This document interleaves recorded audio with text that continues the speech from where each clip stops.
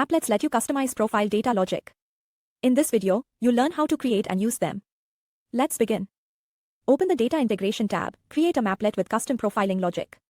Remove the default input transformation and add a source transformation. Then choose the connection and table to profile. In this example, I am adding a new column using an expression that performs a null check on the mobile column.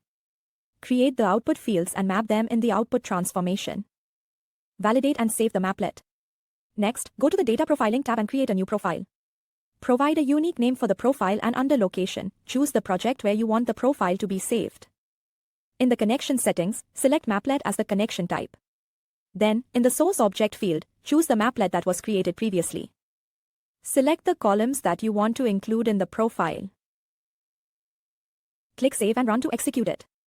After successful completion, refresh the window to view the results.